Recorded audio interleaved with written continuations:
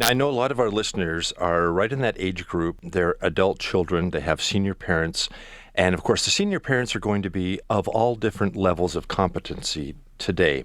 And there may be several people out there listening whose parents are still driving, quite active, pretty robust, but things can change pretty quickly. And for those people whose parents are, knock on wood, doing great right now, there's still sort of a call to action for them with the action plan for successful aging. And that's talk a little bit about that real quick. So that plan, the action plan for successful aging, it surrounds a program we called elderscopy. And you might be asking, what's an elderscopy? I was asking that. Absolutely. So essentially, as you get older, you're still a very young man, so you wouldn't know this, but when you turn 65 years and older, you start experiencing uncomfortable tests like colonoscopies and endoscopies and gastroscopies and so forth. They're not comfortable. But what we're having today, dealing with seniors and families, is other uncomfortable exams and tests, and that's conversations. Conversations about next stages in life, about what type of lifestyle does mom and dad want to live, romance.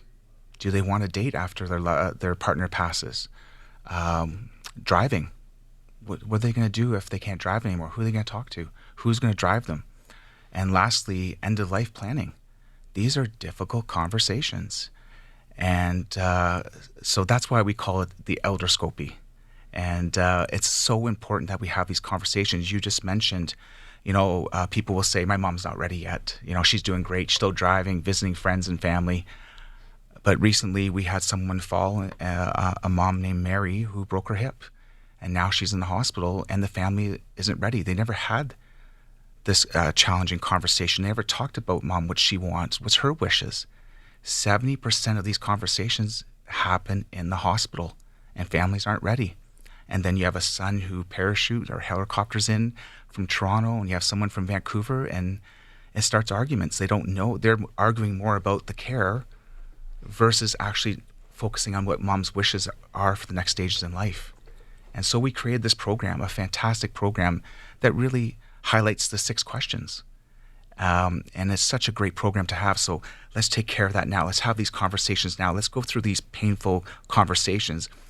My last point about this is, which is interesting, is 25% of family caregivers would rather get a colonoscopy than talk to their mom and dad about the elderscopy, about these difficult conversations.